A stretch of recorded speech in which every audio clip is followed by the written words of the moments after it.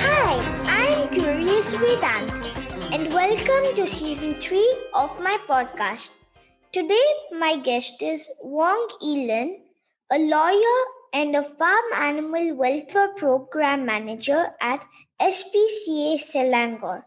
She is also a volunteer with organizations helping the homeless. Since the pandemic, EeLynn started a weekly program to distribute vegan food to the homeless. Hi, EeLynn. Welcome to my show. Thank you for introducing me, Vedant. It's very good to be on your show. It's a real honor because I've been a fan of your podcast since the very beginning. Thank you so much. So, EeLynn, I'm curious to know, how did you get started with volunteering for the homeless? In 2008, I realized there is an organization called Food Not Bombs in Kuala Lumpur that distributes vegan and vegetarian food to the homeless. The idea is that there's a lot of resources in this world that's not being distributed equally or that's being wasted. So they gave out food to the homeless because they feel that food is a human right. You can deny people other things, but you can't deny people food. I volunteered with them for a few weeks and then they changed leadership and they changed location to a different part of Kuala Lumpur. And I started volunteering with different groups instead.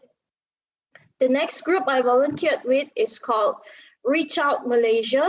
And it also believes that giving food is one of the fastest way of reaching out to the homeless and getting them other forms of help like medical help or jobs, because people are not going to talk to you if you're just going to show up next to where they're sleeping and say, hey, get up, I've got a job for you, right? So we reach out to them, we give out food, we find out if they have other problems. Sometimes it's women who have run away from an abusive husband, so we find them a place in a women's shelter, we try to get them legal help. Sometimes it's an elderly person who's been thrown out by his family members and he has medical issues, so he needs to go to a hospital. So through food, we reach out to others. I volunteered with Reach Out Malaysia for many years. We also did other things on the side as we are distributing food because there were so many volunteers giving out food. I would help to clean up the streets at the same time so that people won't complain that wherever the homeless are sleeping, the area is full of rubbish. So I'd get some volunteers, we'd get some tools and garbage bags, and we'd clean up the area. Many of the homeless also have pets because people get lonely even if they're on the streets. So they have cats and dogs, and we usually help to take their pets for neutering and vaccination or any medical help needed. So they feel very grateful because they really care about their pets, same way we do. And after Reach Out Malaysia, one of my good friends started a movement called Kedai Jalanan KL. Kedai Jalanan means street shop. So we'd collect clothes, bags, toiletries, and other usable things from donors. We'd clean them up and we'd hang them on racks, just like a shop. So we'd set up temporary shops in places where people are giving out food to the homeless. We'd hang up all the clothes, just like in a shop, and the homeless can come and pick 5 items for free. The reason we wanted to do it shop style is because it gives the homeless a lot more dignity. You're not just throwing things in a pile on the floor for them to pick up from. We are not just treating them like, okay, all you deserve is garbage. And it's important we do this because it's also good for the environment. People have too many resources, then they end up throwing away clothes and bags and things that are in perfectly good condition, or they dump them in donation bins and we don't know where they go to. Whereas when we set up the street shop, we can see directly the people who are benefiting from it, and they are really grateful to have clothes and bags and things they can use. Shortly after the pandemic started, the government announced that we cannot give out food to the homeless because it causes crowding. When the homeless see the volunteers' cars and vans arriving, they get too excited, they run to us, they forget to put on their face mask, they don't socially distance, so they say, no, we're going to stop that for now. I felt that was incredibly unfair because you can't stop people from giving food to the homeless unless you have a different system in place to give food to the homeless. They're not just going to say, oh, okay, volunteers are not coming. I'm just going to rent a room or check into a hotel and buy myself some food. They just don't have the ability to do that for themselves. So I said, if organizations can't come out, individuals must step up. So I got my friend Rajalachmi, who is a vegetarian and vegan caterer, to make a fried rice, and I bought drinking water and fruits, and I started distributing them to the homeless on specific days where the soup kitchens are not operating. Once my friends heard of it, they contributed money, and some of them stepped forward to help me. And we thought it will only go on for a few weeks because of the pandemic. Now it's been going on for more than a year. That's some very good work you've done for the homeless. Thank you. We all do what we can. Why are there so many people who do not have food when there is such an abundance of food in the cities and so much food gets wasted and thrown away? That's very true. I just read in the newspapers yesterday that 45% of waste thrown out in Malaysia consists of food waste. So that means almost half the food waste in Malaysia is food waste. Part of the reason is because food is cheap in countries like Malaysia, because we grow our own food, because food production is heavily subsidized by the government. And sometimes businesses don't want to give out food for free because they think then nobody will buy our food. Everybody will wait till 8 p.m. when we start throwing out the food or giving it for free, and then they'll just wait around for the free food. Then we won't be able to run our business. But thankfully, there are lots of organizations, including two called the Lost Food Project and another called What a Waste in Malaysia, that collect food from supermarkets and restaurants and factories and distribute them to charity homes and the poor. So part of the reason why there's so much food waste is because of poor planning. Restaurants and shops don't know how much food they'll need for a day. They'll prepare too much. At the end of the day, not enough customers buy their food. They can't give out everything to their staff. Their staff has already brought home a lot of food. They end up throwing the rest away. Households as well, because of poor planning, they might think because of the pandemic, I'm going to need more fruits and vegetables. And then they stuff their refrigerators. And then after a week, they have to throw half of it out. So a lot of it is poor planning and a system that sort of rewards overbuying and overproduction of food. Part of the reason why there's so many homeless on the streets is also because of income inequality. In countries like India, perhaps, there's just so much chronic poverty. That means someone is born to a poor family, they are likely to not be able to have access to good education. They stay poor all their lives. In Malaysia, it's pretty much the same thing. A lot of people are chronically poor or homeless because they come from poor families, they leave school too young, they can't get good jobs. So they work and save all their lives, but that's still not enough for them to buy a house. So they sleep on the streets to save on money and go to work in the mornings. That makes up about 50% of the homeless in Malaysia. People from other states coming to work in Kuala Lumpur, but they can't afford to rent a room, buy a place of their own. And some of it, senior citizens who work at low-paying jobs all their life. Maybe they work in a shop. They work all their lives. They try to save up money, but at the time they leave their jobs, they are age 60, and they still can't afford to buy a house because the prices of everything has gone up so high. That is very true, because in India, I have seen lots of homeless people just on the streets with these mini tents made out of sticks with cloths covering it. Yes, but at least the authorities are not tearing down their tents. In some countries and in some states, for example, in the US, the authorities tear down their tents because they say it makes the city looks dirty. In Malaysia, many of the homeless don't set up shacks or tents. They just move around. They hang around the city the whole day, like sitting in parks. And then after the shops close, they bring their mattresses or mats or cardboard boxes to sleep on, and then they sleep on the corridors of banks and shops.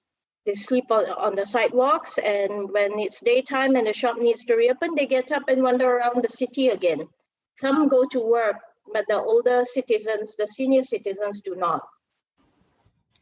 And I haven't seen lots of that happening in Singapore.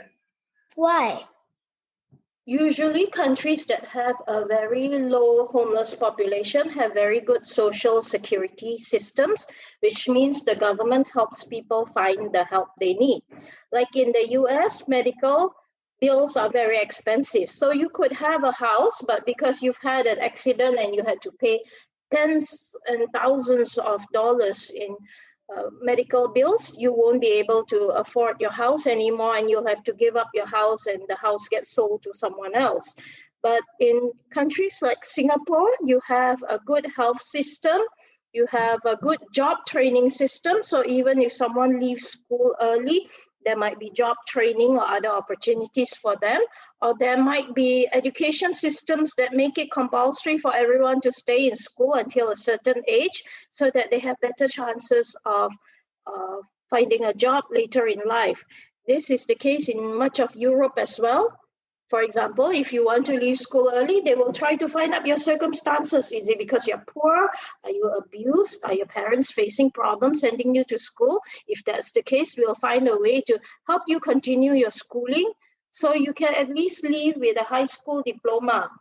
So in poorer countries, this is not always possible, especially in countries where the population is very high.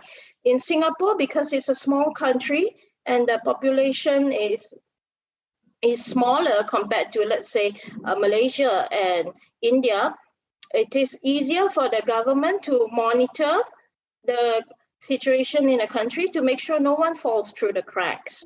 What can we do to help homeless people? I would say that giving food is the most basic thing people can do. But then also, when you're engaging with the homeless, sometimes we ask them what they really need. When I started giving food to the homeless, many of them asked for basic medication, over-the-counter medication like paracetamol, because they catch fevers and colds sleeping on the street. They want mosquito repellent because insects bite them at night. They want like antiseptic cream for all the scratches and wounds they get from sleeping on the street. So we provide basic over-the-counter medication as well. Sometimes just talking to them to find out their problems can make a huge difference because they're human too. They're not just objects on the street. And I would say that whenever people come out to donate food to the homeless or to give any sort of aid, please don't take pictures of them without their consent. Nobody likes to feel like they're animals in a zoo or that they're charity cases. It's just they're not much different from the rest of us. They have their wishes, they have their need for dignity and respect and privacy. So come out, talk to them, ask them what they need. If you want to take pictures of the volunteers, take pictures of the food, or take pictures from the back where the homeless people cannot be easily identified. Some of them may be working and their bosses don't know that they are homeless, and there is stigma against the homeless. People think that because they don't have a permanent house address, they might commit a crime and run away with it and nobody can find them because they have no house address, which is a bit ridiculous because if somebody wants to run away, nobody can stop them, whether or not they have a house. So for the homeless, I would say if you run a business or you have a company, see if there's any way you can hire a homeless person to take up a job that may be better paying, that might create better opportunities for them.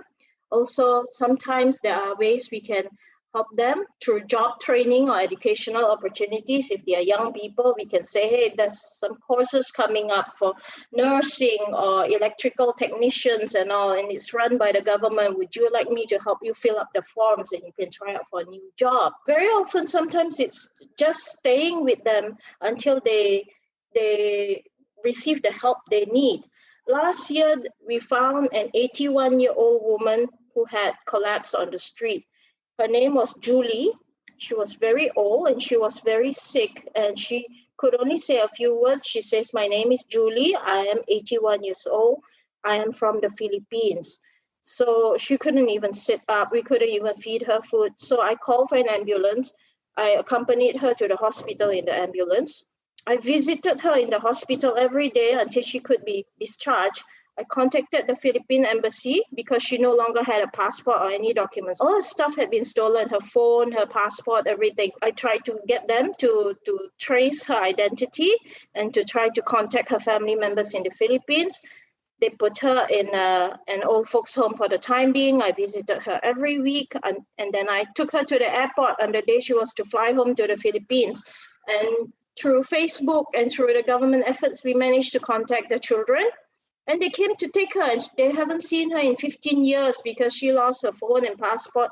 There was no way they could contact each other. The family was so grateful to have her back. So Julie managed to live with her family for close to a year, less than a year, I think about 8 to 9 months.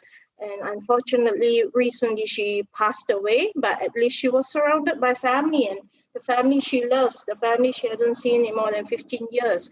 And I don't think any of this would have been possible if I had just let the ambulance take her away and I didn't try to visit her and get more information and contact the Philippine embassy and follow up with them. So a lot of it is to do with following up and following through. That's very nice. Yes, I'm glad she got to be with her family in the end. It's really nice that the family was really happy. Yes, they didn't abandon her. They knew she came to Malaysia for work, and then after that, she just went out of contact and they had no way of finding out where she is. I'm very glad they were reunited too, even though it wasn't for a very long time. Can you tell me more about your role at SPCA Selangor? Oh, okay, that's a good one. I started volunteering with SPCA in 1996. And then in 2019, I took on the role of Farm Animal Welfare Program Manager, which is a role I created myself. I brought in international grants to the SPCA so that we could do work to advocate for farm animals because no one else in Malaysia was doing it yet. So as a Farm Animal Welfare Program Manager, I do campaigns and I reach out to companies and farms and the government to try to get them to agree to switch to cage-free eggs and higher animal welfare standards in Malaysia. As incomes rise, when people are richer, people tend to eat more meat. So there's a lot of fast food restaurants in Malaysia and all. We can't turn the whole world vegan overnight, but we can try to improve the lives of animals that are already in the farm system so they don't suffer so much. Because if we eat them, use them, or profit from them, we owe them a better life. So at the SPCA, I work with companies, but then we also have an education unit. So the education officers and I work on programs so we can go out to companies and to members of the public and to children in schools and students in universities to talk about veganism and to talk about farm animal welfare. That's very interesting. Animals are really important, and even I think we should save them. Yes, it's very important that we do what we can for farm animals. Whether you're a vegetarian or vegan or meat eater, I think we all can agree on the same thing, that farm animals deserve a better life. They don't deserve to suffer. Yeah, they don't deserve to suffer at all. Correct. You are doing so many things now. What did you want to be as a child? It's funny because when I was 5, I wanted to be a witch because I read a lot of books about witches and I thought they always had so many cool animals around them. They have black cats and bats and owls and snakes and spiders, and I liked all those animals. I wanted to be a witch when I was about 5 or 6 years old. But then even from the very beginning, I said, when I grow up, I want to do 3 things.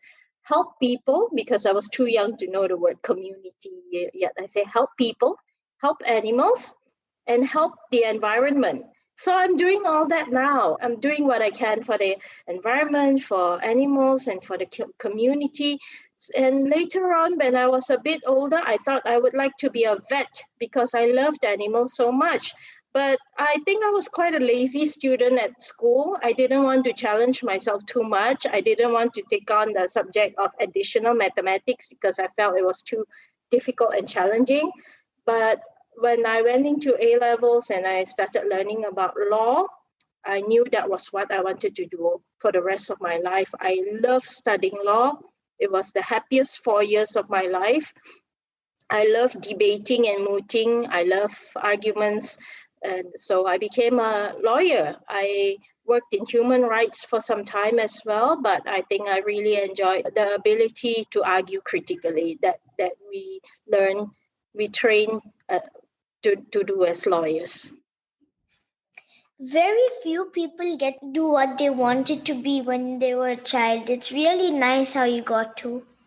Yeah, I make it a point every day. Am I hitting that goal every week? Am I helping animals? Am I helping the environment? And am I helping other people, either as a full-time job or as a volunteer? And I think that's a goal most of us can set for ourselves, whatever jobs we do in life.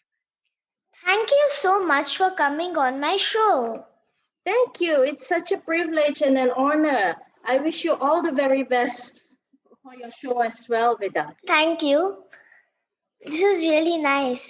I love animals. I love animals too, and I know you love animals too. So yeah, we are on the same page on this. Yeah. Dear listeners, follow my Facebook page, Curious Vedanth, to get updates on my upcoming episodes. To listen at leisure on your phone and get notified about future episodes, subscribe by searching for Curious Vedanth wherever you get your podcasts, such as Apple Podcasts, Spotify, Stitcher, Google Podcasts, and many more. You can also listen to my show on CuriousVedanth.com. Thank you for listening to Curious Vedanth, and don't forget to rate and leave comments.